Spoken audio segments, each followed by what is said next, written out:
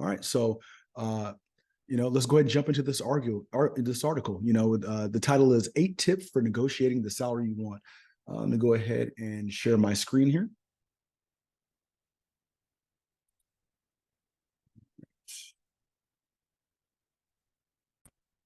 All right. So 8 tips for negotiating the salary you want.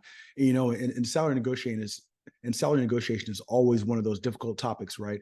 You really need to go in prepared with as much background data as you possibly can so that you can get the best salary offer for yourself as possible. It's really important. So 8 tips for negotiating the salary that you want.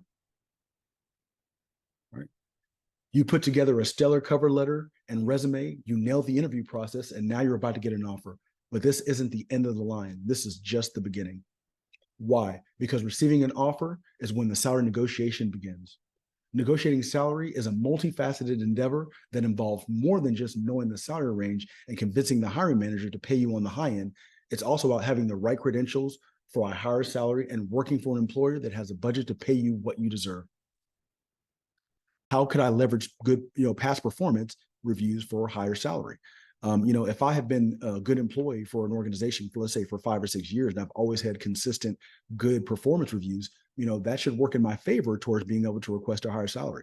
If I was just a guy that just hung around and had bad performance reviews, it's hard to go in and request the maximum salary increase when I just got promoted because I've just been in the role for a certain period of time. But if I've been a consistent good employee, I've been on time, I've always, executed effectively, that will work in your favor toward getting a salary increase.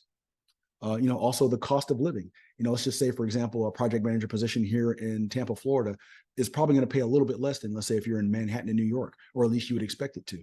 The cost of living is just more, whether you're paying state taxes up north, the cost for apartment rentals are higher. So you're going to be expecting, as you go to a more expensive market, you should get a salary increase. And does that make sense for you?